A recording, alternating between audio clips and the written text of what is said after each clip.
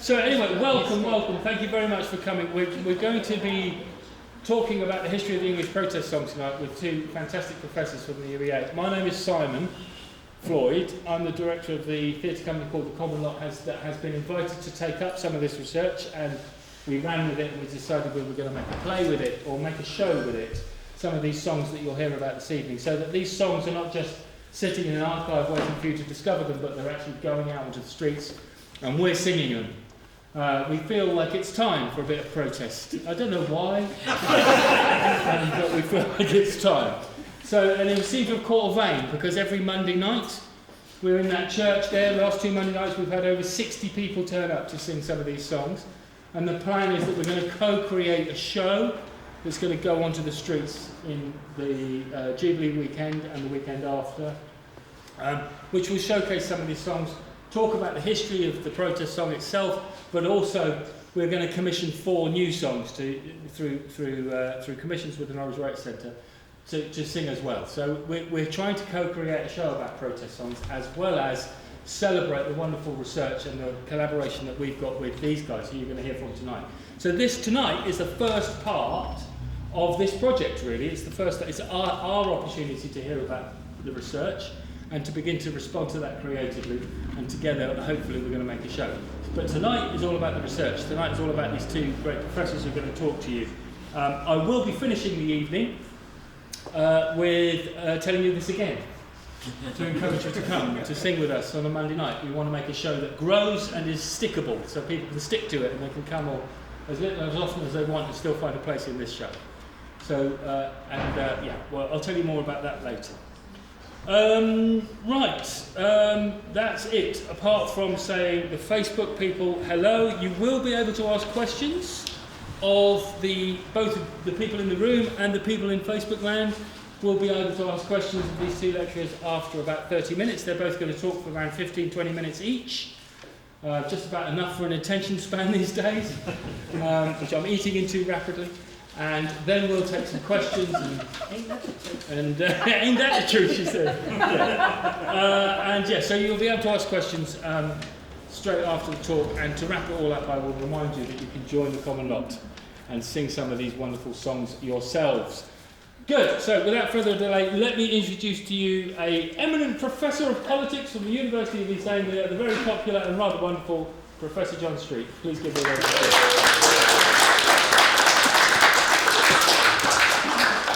Thank you, Simon. And I also owe a debt to Nick Hobbs, and the Mile Cross Library team who put up with us, because we've been running an exhibition here for a week and have, as you see, rearranged the entire library to accommodate this evening's event. And so it's thanks to them. Thanks also to Kathy Russell and Richard, who's doing the filming of this event. We have debts. Our Subversive Voice is the name of the project, and I'm just one member of the team. Other members of the team, you're going to hear from Alan, who's sitting just there, but behind him is Matt Worley, who's also part of our project, and although he's not scheduled to talk, I'm sure we can prompt him into talking at some point. I should also mention there is, over there, Helen Stokes, who's designed the exhibition that accompanies these talks and other things we're doing, and over there is Kathy Davies, who's also working with us on the social media publicity engagement. So it's a team. And actually, there are two things that are nice about this project. One, it's fun to work as a part of the team. And the other thing is to work on protest songs. It's indecently amount of fun to have doing an academic research project, I have to say. So it's been a real pleasure, and I hope I'm not going to spoil it all for you by making it as dull as hell. As I say, we're just going to talk very briefly about what we're doing, and then I hope we'll get some feedback from you and some questions and so forth. Why are we doing a project on the English protest song? Well, there's one answer, and it's this. This is an album released last year by the Specialists from Coventry, right? And it's called Protest Songs. And it has got a lot of protest songs on it. Those protest songs are all, bar two, from the United States. The two exceptions are Leonard Cohen, Canada, and Bob Marley, Jamaica. Nothing from England, nothing from the UK. That's one reason for doing this project, that the English protest song hasn't been recognised. And that's what we wanted to try and draw attention to. Even a really superb book by Dorian Glinsky called 33 Revolutions for Me, which is all about the history of the protest song. The British protest song is a very marginal part of that story. And I'm sure all of you sitting here can think of English protest songs that are worthy of people's attention.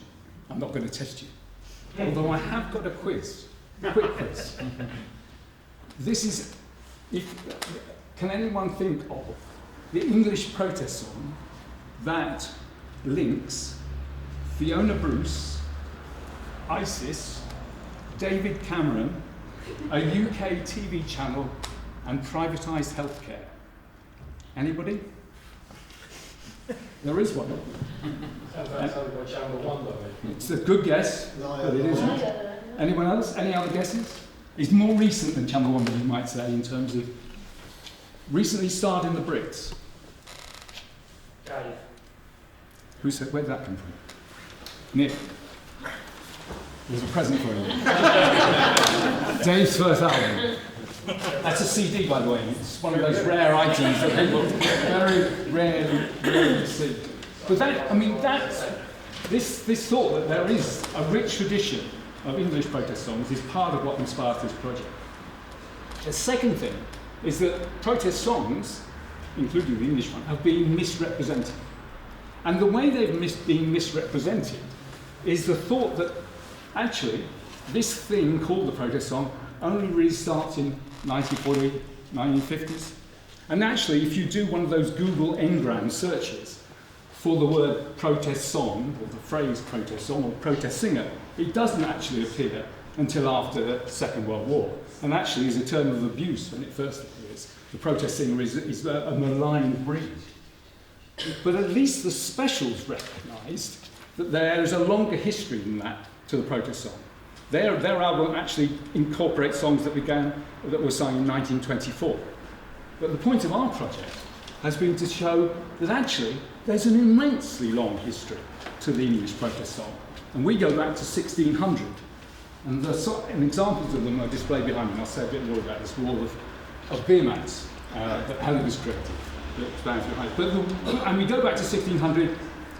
In part, it's an arbitrary date, but it is the time when, for the first occasion, where music is a source of money. Publishing of song sheets is a source of revenue.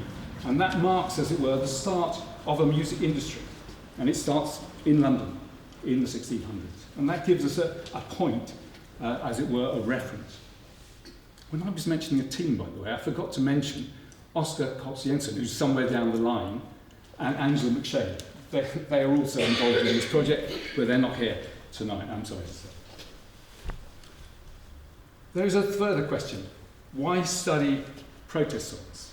Just because something's old doesn't necessarily make it worthy of study. So we need to have more reasons than simply the fact that this is a long tradition in order to justify studying. Let me give you some quotes. This is Peggy Seeger, speaking in 1967. Because we don't believe in the palm democracy, we folk singers want to speak up alongside millions of other people who support the rights of the Vietnamese to settle their own future. Songs may not be as lethal as bombs, but they make less mess, and they only hit those they are aimed at. And that was her justification for singing songs about the Vietnam War. Another quote. This is Leon Rosselson, talking of the Wobblies, the international workers of the world. They sang in meeting halls and soup kitchens. They sang on freight trains and at the funeral of Joe Hill in Chicago. They sang on street demonstrations and in prison cells. Sing, Mother Jones told the women in Greensburg, Pennsylvania, when they'd been put in prison for demonstrating during the miners' strike. Sing the whole night long and don't stop for anyone. Just you all sing and sing. And so they did, driving the sheriff to distraction until he released them. Example there of people using song to make a difference to the world, or at least to claim to make a difference to the world. One of the people who's responded to our project wrote to remind us that during the demonstrations in Southall, when the police were attacking the demonstrators, they sung Misty and Root songs in order to kind of combat the police. So that's what our research project is about. It's about saying there is an important tradition that needs to be recognised, and it's a tradition that goes back far longer and further than anybody properly recognised, and that there is a strong belief that those songs contribute to the world and the way it organises itself. And so what we've been trying to do in this project is to map that history in the first place. And this wall behind you is an example of our attempt to map the world of the protest song by offering a sample, just a sample of the thousands of songs that have been composed since the 1600s that seek to protest the way the world is organised. In order to create this list, we've drawn on the advice of experts beyond ourselves. It's not just us. But it isn't all, at the same time, comprehensive, it's not representative in the formal sense of that word, and in a sense, it's deliberately provocative. We want to say to people, so what do you think a protest song is like? What should be included? What are those things we should be proud of in that past? And what we've tried to do is say, well, we only really are looking for songs that in some way or other wanted to inspire people to make a difference, to do something as a result of hearing these songs. And in the list that we've created, and you've got a copy of our little pamphlet, our zine, you can see this list of the 250. We've got another 500, by the way, if you want to see them, and obviously the website is a place for finding out about them. We've got familiar names. Peggy Seeger's there, Billy Bragg's there, John Lennon, Grace Petrick are there. But also we put in people who you might not expect to find.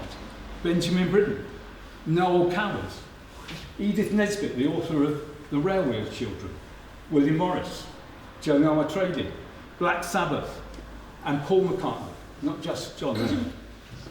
We've got amateurs and we've got professionals. We've got soloists and bands. We've got also, we hope, a comprehensive range of musical forms. It's not just folk music.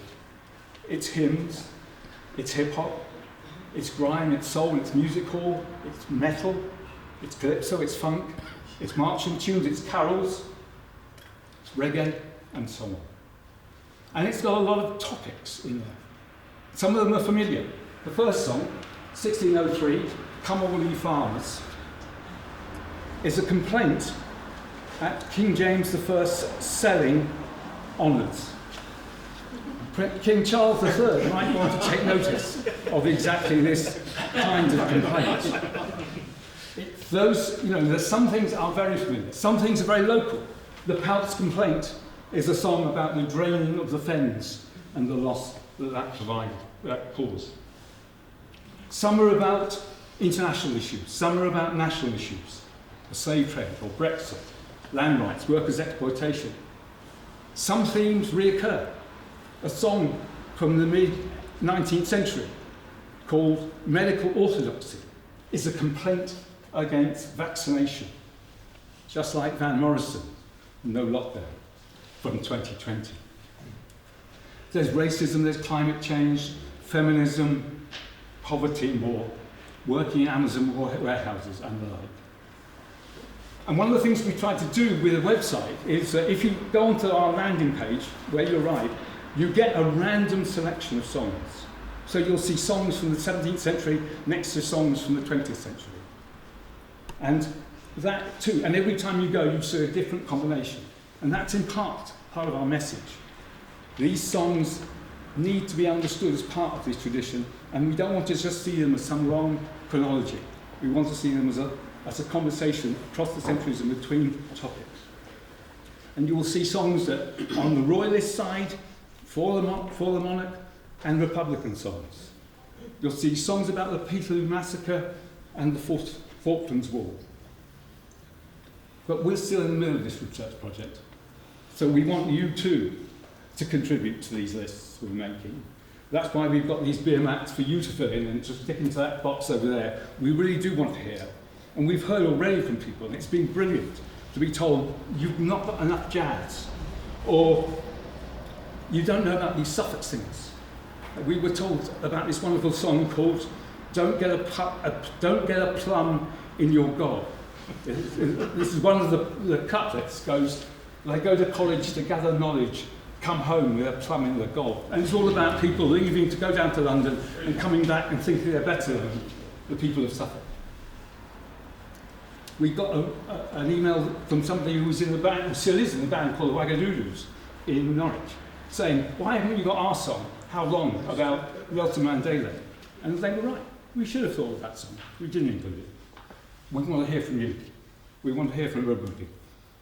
While you go on the website and seeing all the things we've missed as well as the things we've got, you'll find interviews with people, you'll hear case studies, and we've even got a Spotify playlist, which you heard a small contribution to from before this talk. I just want to end before Alan takes over by saying one thing. One of the questions that we're trying to answer is where do protest songs come from? What creates the conditions that they emerge? One might think, well, it's because there's an issue. Well, possibly. But you can think of lots of issues for which there's probably no songs. Until yesterday, I thought there'd be no songs on levelling up. And then someone turns up at Simon's office with a brilliant song on levelling up. So, you can think of a song on almost everything. Not many songs on mortgage rate, but, there are potential. It's potential. The other thing is, you think, well, maybe it's an issue that creates a song, well, possibly. But it may be just singers with political conscience. But then you can think of singers who obviously have a political conscience, but probably don't make many political songs. My example was Eno. Now, I know he's deeply involved in politics, and you're going to tell me he's written lots of politics songs, but I don't know of any protest songs that you've written. And that seems to suggest that somehow there are a whole set of conditions that determine whether people write protest songs or not. And that's one of the things we're kind of curious about. What is it that leads songs to come into existence? And the way we've sort of thought about that, in part, is about censorship. These are songs that have been censored, i.e. there are people who try and stop songs from coming out, and that's very important. People actually end up in prison in the earlier years for writing protest songs. But there's a positive side. There are the people who contribute to writing protest songs. There's the things like the publishers in the 17th century, the Workers' Music Association in the 20th century, Women's Revolutions Per Minute, a feminist distribution organisation to get songs out there. There's record labels like Topic or No Masters who deliberately put out political song. There was a singers club and the critics club, which is documented over there, where Ewan McColl and Peggy Siegel worked. They're trade unions, they're political parties, like the Communist Party, the Independent Labour Party, the SWP. They've all been involved in promoting protest songwriting. There's the Green and Common Women's Camp. There's XR. All of these organisations have been the producers of political song. And the people who collected those songs in Suffolk were also producers of protest song, which is great. And that's why we've got this list, and that's why we've got this website. But there is one big question that hangs over all of this. There can be as many protest songs as you like, but do they ever make a difference? Do they actually communicate anything to the world to whom they speak?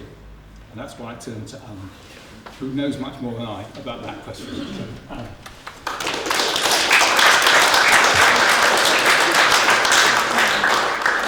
Thank you, John. Thank you for that lead-in, and thank you to everyone for coming. So, yeah, as John indicates, I want to address a question that we get asked all the time whenever we talk about the project. Someone will eventually say, yeah, but do they work? Do they actually matter? And usually the way they ask it suggests that they don't think that they do work and they don't think that they matter. And perhaps surprisingly, that question very often comes from people who come from sort of the music side of things, writers or people who study music. So I come from the politics side of things. And as a politics specialist, I think that's a very unfair question to ask for the protest song. Does it work? Because most politics doesn't actually work. Change, if it happens, is always because of some really complicated set of phenomena, all aligning in some kind of a way, allying with organisations of different kinds.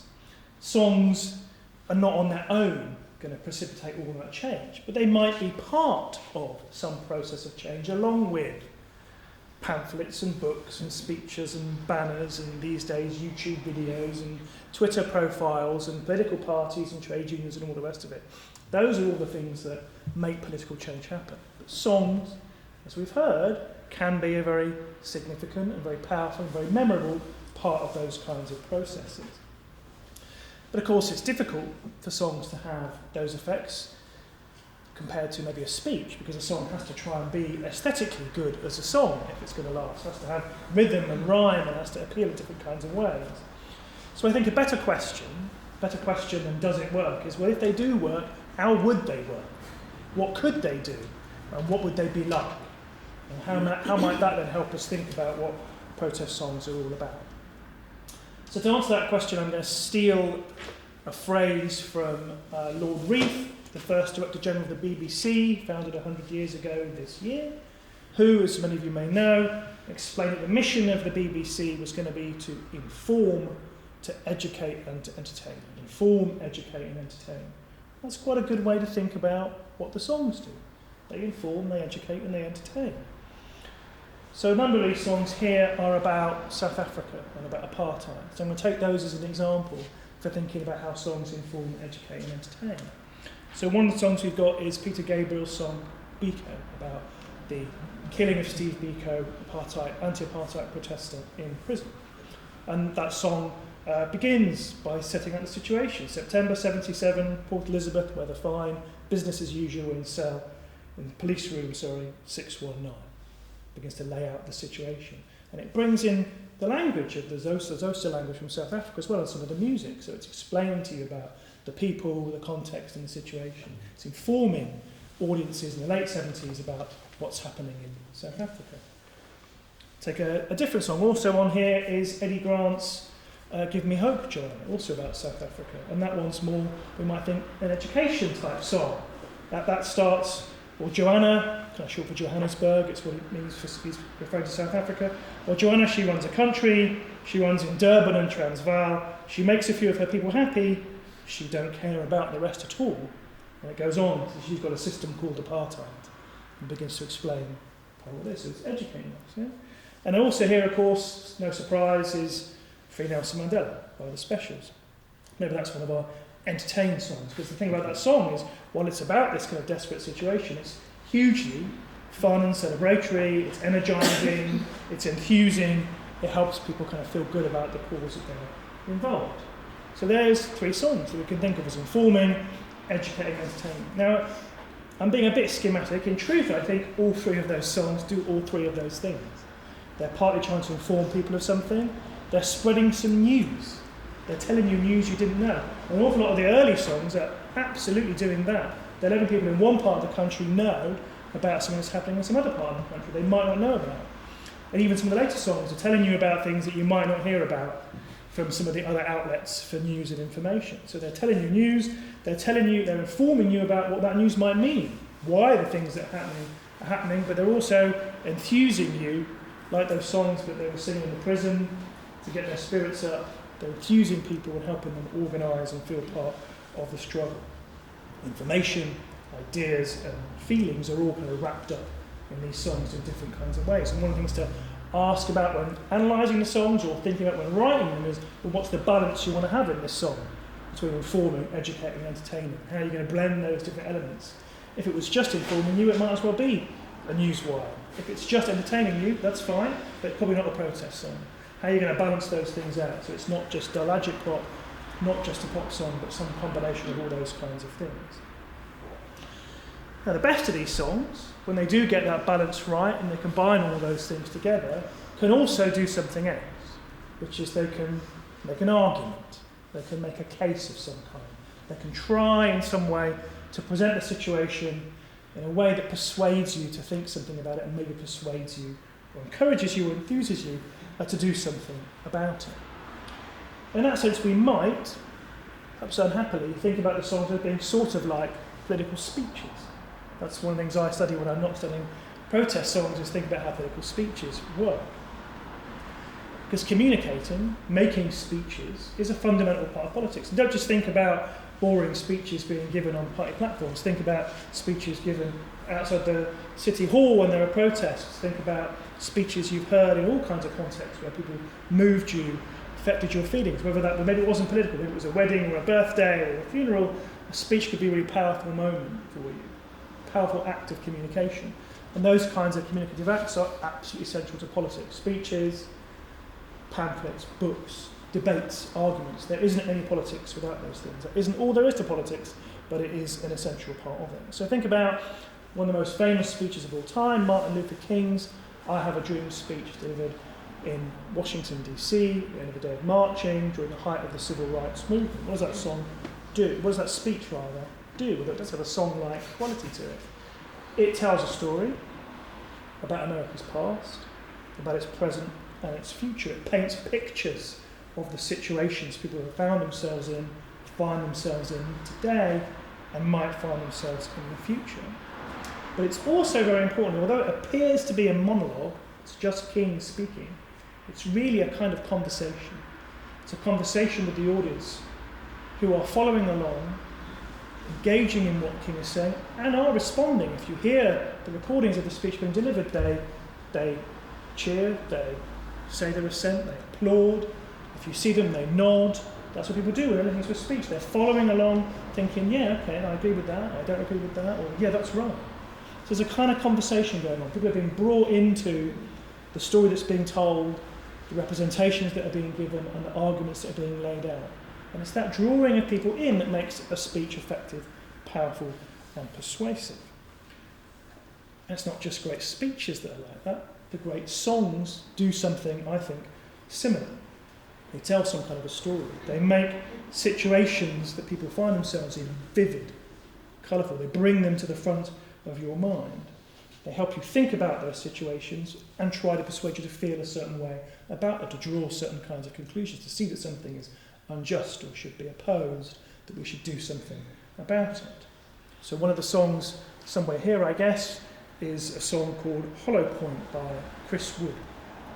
And it become topical again because it's about the killing of Jean-Charles Menendez at Stockwell Tube Station when the country was panicking about terrorism. Cressida Dick has just resigned as involved. The song never actually tells you that it's about that. It doesn't actually mention his name or situation, but it tells the story of this person getting up to go to work and what happens to him. It makes that situation so vivid that you begin to feel it and see it in a different sort of way, and it also then broadens that out to raise questions about violence in general and policing in general. So it's helping you see and think about things in a certain way, that you begin to draw certain conclusions about things more broadly. There's another song, John mentioned it briefly, called Fulfillment Centre by Richard Dawson, which uses, it's quite a long song, it uses both kind of repetition in the sounds and in the words to communicate the experience of working in an Amazon warehouse, back broken endlessly, collecting piles of tap, as it calls it in the song. So it's giving you some information. Here's what it's like to work there. It's giving you a bigger story about an explanation, educating you about that, and it's making you feel something about, it's a terrible way to have people only know living why we're living in this kind of consumerist culture. Or take one of my favourites from the earlier period, 1653, a song called The Parliament Routed, which has this couplet, or not, whatever, verse I suppose, yeah? Describing the members of Parliament, members of the House of Commons at that time, the songwriter was not particularly keen on. Full 12 years, that's since 2010, remember? Full 12 years, 16, anyway. Full 12 years these rooks have sat. So we're picturing them as just rooks sat in their parliament. To gull and cozen all true-hearted people. Our gold and our silver has made them so fat. They look more big and mighty than St. Paul's steeple. Creating a picture characterising people in Parliament for the last 12 years, sorry for the 12 years then, encouraging us to see these people as not on our side, but as rooks, coming and taking things out of our hands. So it's beginning to paint that picture so it can draw us in to feel and think a certain way about the event it's presenting and perhaps make certain conclusions. So I think you can see songs as an absolutely valid and sometimes successful form of political communication, doing what a political speech does, doing what a pamphlet does, constrained by the need to be a song, They've got to be shorter than a big speech, and they've got to work in certain ways. But sometimes also given a freedom a speech can't have, because they can be rhythmic and poetic and can engage you in different kinds of ways. They can give you powerful images of situations, they can shape your feelings about them, and just like speeches, and very important, they can involve audiences in the process of the story and the argument that is being unfolded.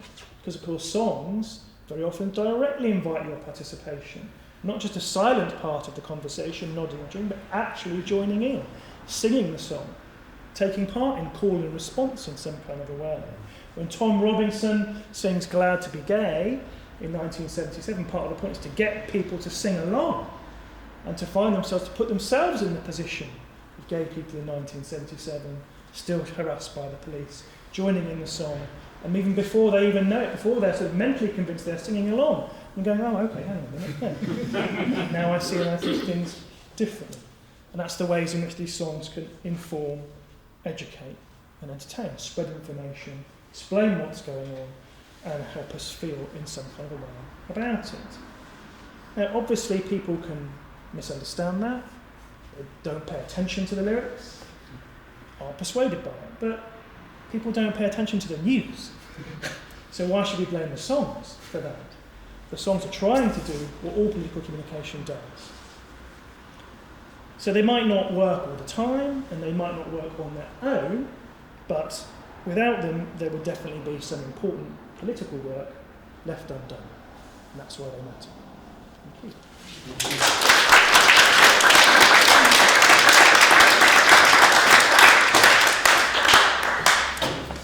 Right, good. That's brilliant. Thank you very much. You said 15 minutes, you just stuck to it. It was amazing. And we're going to take some questions both from the audience and hopefully from the 23 people, I think, who are watching us online. So that's great. I'm really pleased about that. I'm going to kick us off because I've got a question that burns in my head, and then I'll let you take the questions that you want. Kathy over here is going to, if there are any questions that come in online, she's going to stick her hand out. Maybe you can go to her as well. My question is, why do we doubt at all that art can change the world? Why do we doubt it at all? Art is the thing that rams our ideas home, and ideas are the thing that change the world. The fact that we're even questioning that art can change the world is my problem. So I wonder whether you respond to that. I think, well, there are two things. One is come into the space. Okay, sorry. Well, I suppose there are two thoughts, and now I'm sure there's another thought. But I mean, one is that art gets bracketed with entertainment, right? Art is what is there, what we do, or what we think about, or what we engage with when we're not doing the serious thing of working. We are actually, it's in other category of human life. That's how it's often viewed. And that, for that reason, of course, people assume that it's there as part of our leisure activity. It's not part of the things that actually affect the world. I think that's one thought. The second thought, I suppose, is it's incredibly hard to show that it has actually had the effects which have been claimed of it. You know, just to be able to demonstrate that exposure to works of art, in whatever form, have in some way changed those to whom that work has been transmitted, is incredibly difficult, given the infinite number of other things that people are subject to at any point of their working leisure life. How can you be sure that hearing Peggy Seeger's I want to be an engineer made any difference to the way women thought about their future career prospects, given all the other things that might have been affected? So for those two reasons, you might suppose, no, art never makes really much difference. It's just something, we indulge in. I don't agree, but I think Simon, that would be my response to Simon. Well, then I think we all have a job to do. Yes, absolutely. I just think, art, there's a friend of mine who signs his emails, art is not a mirror to reflect the world, but a hammer to shape it with. And I think I like that. I think, we find our ideas in art. We understand them in art. This is the thing that pots it down for us, that puts it in a hole and says, right, hold it there. But without art, we wouldn't have that ability to do that. So, sorry, Alan. I think, one way to think about it would be in terms of how people think, what people think politics and art are. these days. Yeah, that part of what is characteristic of societies like ours is that everything's become quite specialised in a narrow sort of field and profession. So politics is can seem like a very rarefied, bureaucratic, managerial business that happens up there that isn't really that much to do with the rest of us. And then art can seem like something only people with a certain kind of qualification do, and they do it over there. So it seems like they're both belong to very different worlds. Not in the common lot, they don't. No, that's exactly why what you're doing is important, isn't it? Because you're bringing these things back together, that people can do them and that can connect with these kinds of things. Connect politics to art, and also remind people that part of politics can be everyday experiences and everyday feelings about things and how those develop and build into larger kind of movements. I think, because again, that's when people ask me that question, well, does it work? And I say, well, yeah, haven't you ever heard a love song that you thought that you liked, that made you moved, or a sad song that made you sad? And of course they said yes. And I said, well, why wouldn't we hear a political song? So there's also people's reluctance to see that things that they might have experienced individually have some kind of political, or could have some broader purchase. So maybe it's partly about our general sense of political disempowerment, which is what the songs are trying to bring back. And one of the things that people we've interviewed, protest singers, about have all said sort of spontaneously is how important for them the live performances, when they can have people in a room who, maybe they're preaching to the choir, but they're creating a moment where people can feel, okay, actually we are all together, we all agree about this kind of politics, and we can feel good about it through the music that organises and energises us. And that isn't nothing at all. No, it's not nothing at all. And people who maybe not share those views see other people having fun when they sing, and they think, maybe I want a piece of that. Maybe I do. So maybe there's a magnetic force that draws us towards it. Anyway, questions from the audience or from Facebook? At the back there, Jan. I was listening to what you were saying earlier about where do the protest songs come from? Why are they written? And I'm really interested to look at the difference between protest songs that are written by people in a community, so like, black community or I don't know, any sort of really grassroots community, and the protest songs that are written by others who are not in that community about them. So I think there must be a real difference, and there must be a real difference in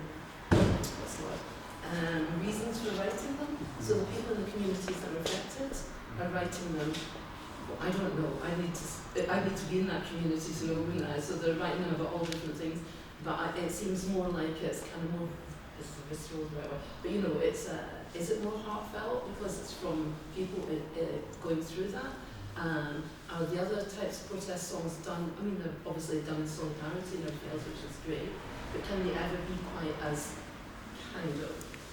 I'm trying to pick my words carefully. As powerful as the ones written by the people who are actually experiencing it. So I'm just kind of interested in the mixture of that, really.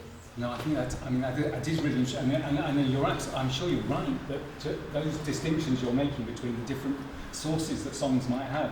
And clearly, there's a tradition which the person who lives in Suffolk, who's been collecting Suffolk songs, and not just protest songs, but songs of all kinds, is very much about how a particular community, the local pub or whatever, became a place where people sung and made up songs. And actually, he was describing to us how you would be sitting in that pub and absolutely, of course, an absolute terror in my mind, but you would each have to do a turn, and you would make up a song, and you would have to sing about some experience or circumstances you were finding yourself in. And that was a very important source of song as a way of cementing local experiences. And within our 250 and the longer 750, there are examples of what you would call the amateur songwriter who's working within their local Methodist church or within their local political movement, protest movement. And Peggy Seeger herself, when we interviewed her, she was just off then to write a song with primary school kids about the fact that their playground was going to be turned into a development. And those kinds of ways in which songs emerge is a very, very important. But it has to be contrasted with the fact that, as you pointed out, there are all those other songs which are written, as it were, for the people, but not necessarily from them. And a lot of at least the post kind of industrialisation of the music industry songs are of that kind. And they have their way, and they, because hundreds of thousands, millions of people hear those songs, but they have a very different relationship, I think, to what. And then you do have examples like the Green Common songs, which are very definitely have a function within the particular moment of protest that those songs, those people are enduring and using the songs for them. But I think you're absolutely right, there's very different ways. Yeah, there's some, I guess they'll be here somewhere. There are quite a few songs related to abolition of slavery.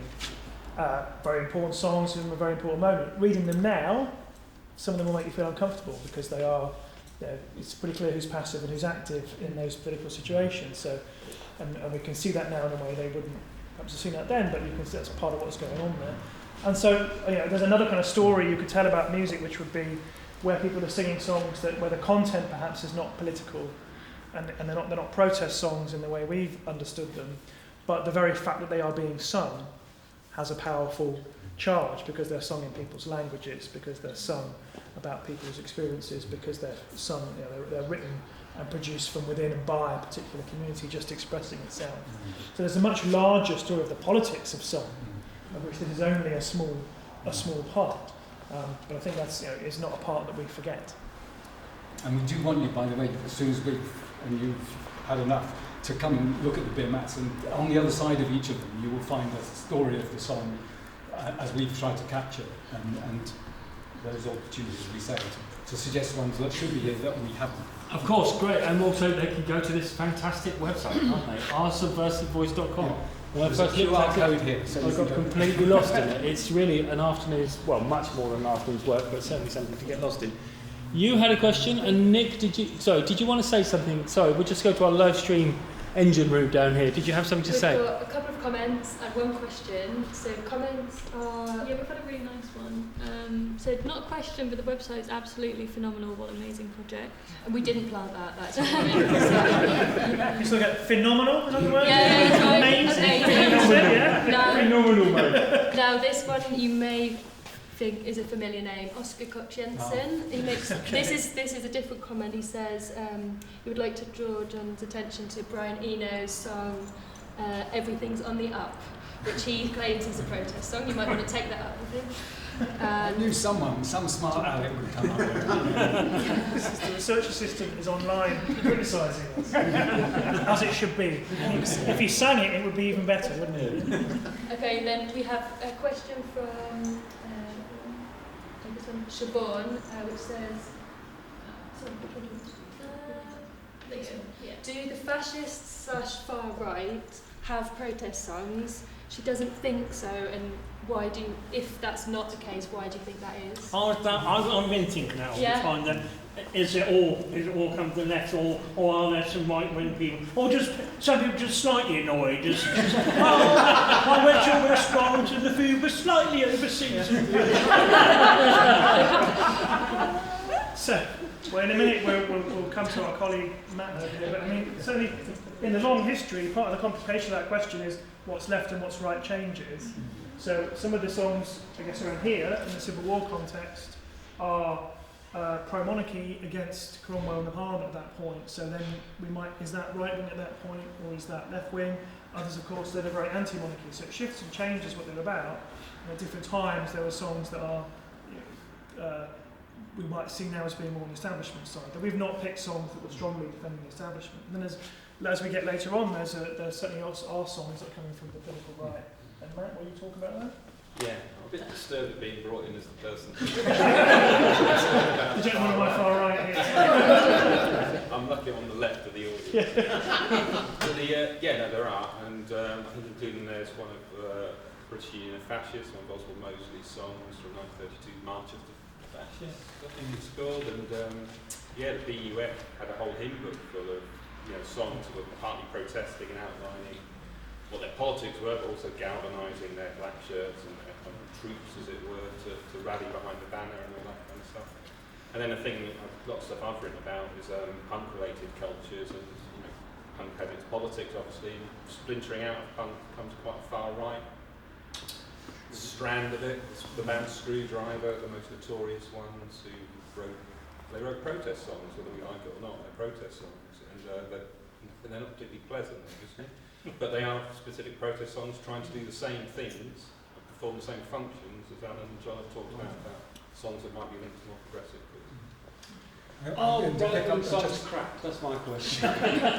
Do they tend to, seriously though, do they tend to follow a kind of Are they more dirgy, sort of hymny, or are they as inventive or as creative as The the BUF ones, I mean, if you just heard the tunes of the BUF ones, they're not that far away from the ILP ones and the music. So the punk ones are terrible. But that's just my subjective. Sorry. Other Just questions? to pick up on that, I was just going to say that the other thing you were saying about songs that don't complain too much or really stir in. There was a category, it wasn't our invention, but the people at Cecil Sharp House suggested we should have a category called whinging songs. Songs which were just saying, oh, isn't the world a terrible place, but didn't have much to offer in terms of an answer. And we've excluded most whinging songs. It's interesting because a lot of punk songs, Oh, yeah. we were talking about trying to define what protest song sounds easy. When you start thinking about it, it gets quite tricky when you start picking particular songs out. And much as I love my punk rock, a lot of it we could probably file under the whinging songs. But what they're protesting about, I'm not particularly happy. Wonderful, the whinging song. Okay, other questions? It's just Nick. I'm going to take Nick at the back because he had a question. Yeah, cool. Some of it has been discussed since I wrote it down, apologies. But I mean, clearly art and protest songs can galvanise support that's already there that doesn't realise that other people feel the same way, and it can inspire people to feel things that they hadn't necessarily thought about. But what do we know about protest songs that have changed people's minds? You know, so like you got an idea about.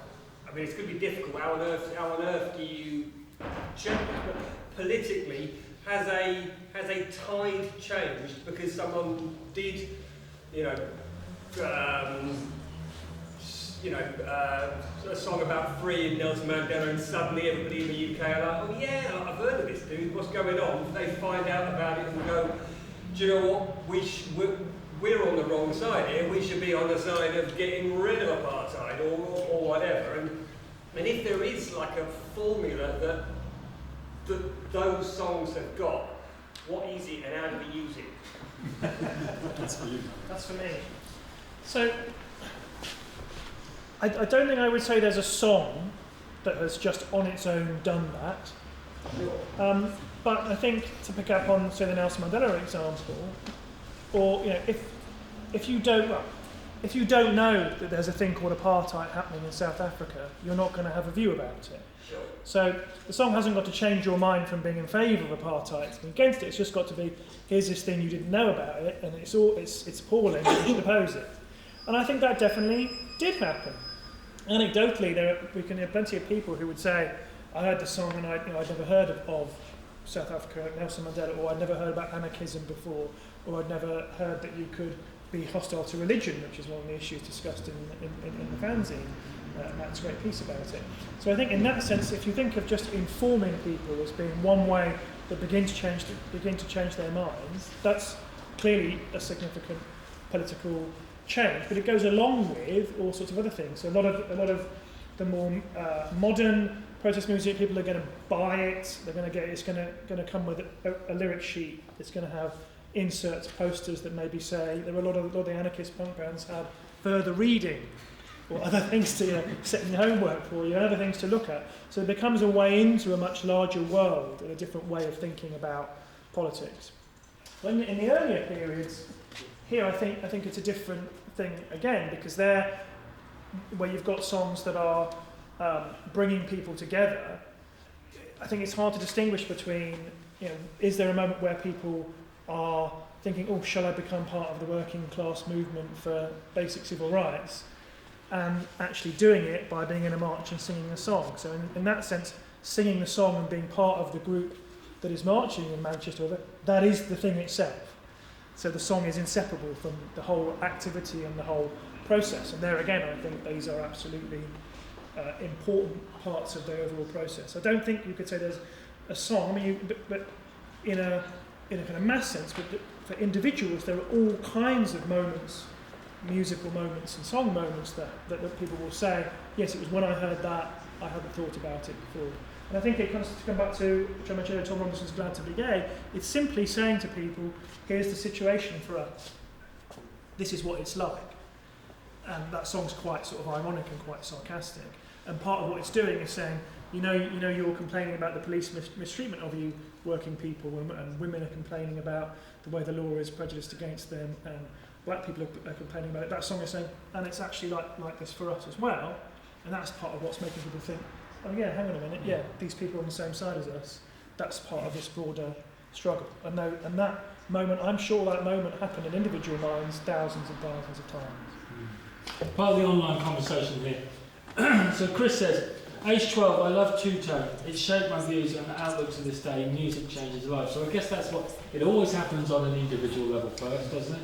And whether it becomes a movement or not, who can tell why. And also, Oscar's chipped in again, you'll be pleased to know. Of course he has. So Oscar has said, he's citing Morrissey's Meet His Murder. The Smiths' Meet His Murder is a song that really did really make people think and really change behaviour. And he says this, and as to a formula, really hard to argue someone into changing their mind, but songs can appeal to the emotions as much or as more than to reason. The samples of the suffering cow in that song may have done more than any clever lyric.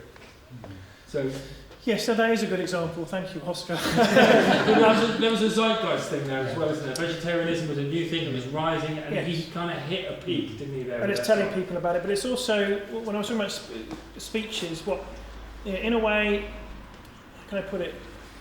In a sense, you already have some idea of what's right and what's wrong. Okay. So we already share some sense of that's a bad thing, that's an unjust thing.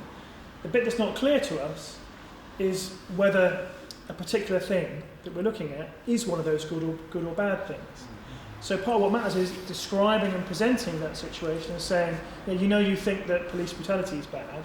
Yeah, well actually, the way the police are treating gay people, that's police brutality. Oh right, okay, so that's really bad. Or how you think kind of gratuitously harming creatures is bad, well that's what the meat industry does. Oh right, okay. Yeah. So in a way you haven't quite you've shown that this thing actually belongs in that category of things that we sort of already have in our head. This comes back to the song as an enshrinement of idea. And painting it or describing a situation, showing you that situation, it'd be better than word to describe it, showing you that situation in a certain kind of way. And what a song can do that a book or a speech can't is really give you a strong experience of that, because you're hearing someone's testimony or they're performing that in the song, because you've got all the accompanying sound and feeling of it, you can really get a feel of like, that's what it must be like to be there, or that's what that situation is like. And of course Meet His Murder has all kinds of sounds going on around it, sounds that sort of sound kind of scary and terrifying and kind of give you a feeling of like, this is something awful is happening, something torturous is going on here. And it begins to make you move that, what you thought was your nice Sunday dinner kind of goes into a different category in your mind, and it's one of those categories you think, oh, that's a bad thing that we should stop. So I think lots of persuasion sort of works in that way, and songs are one of the means that can do that. Okay, other questions? Let's take one more before we finish. Anyone else? Yes, sir. Are there songs that reappear through the ages? They may not actually be protest songs, they may be whinges.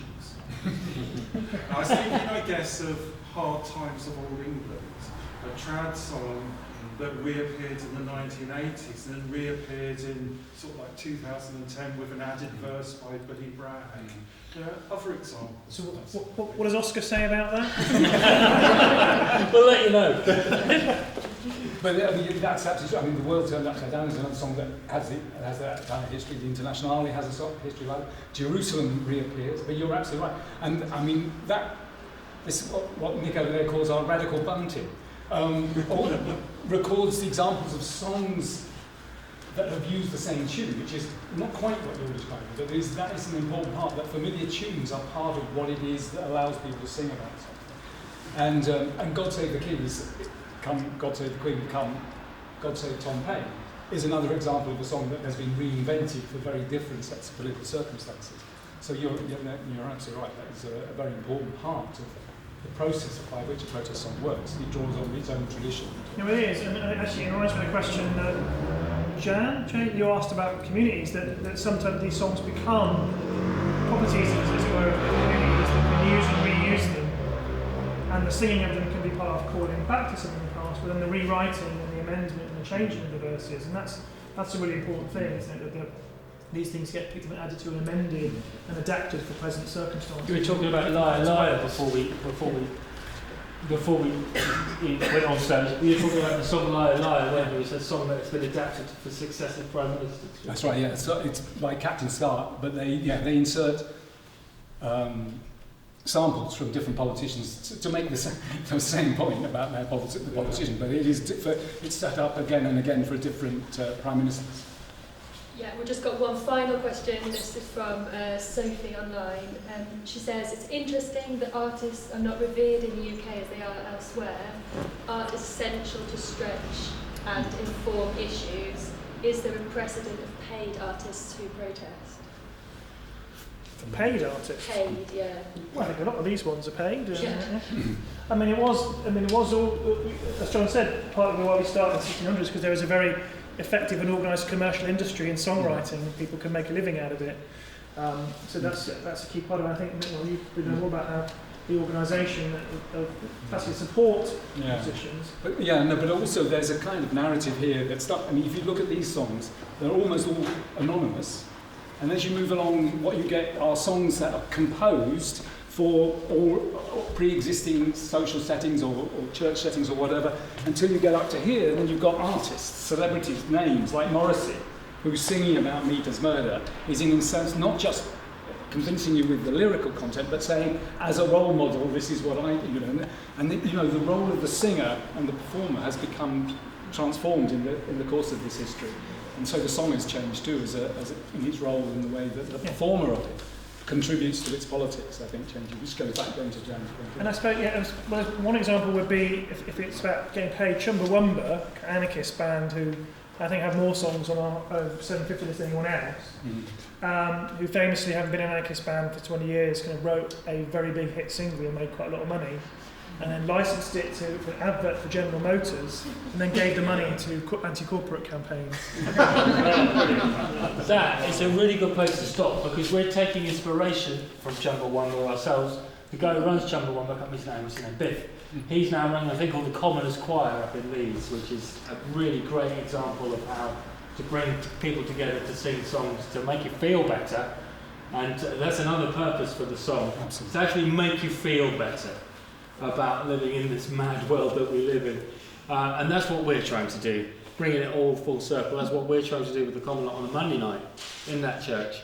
Come and join us, 7 o'clock, church next door, and you just sing some songs and feel better. And we are doing that already, and we are starting to feel a bit better.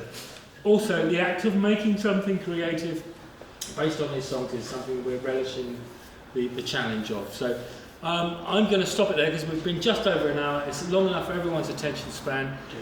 Please can I ask you to put your hands together for not just these two guys, but these guys behind the camera and on the live stream.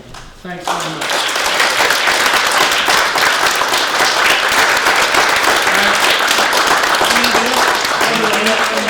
A big thank you to Nick at the library, who's been brilliantly accommodating. And everybody watching online, all 24 of you, thank you very much. And please do come and talk to these guys, have a look at the exhibition. We're not leaving for another 20 minutes at least, so that's the end of the formal part of the evening, and thanks for coming. Thank you very much for coming.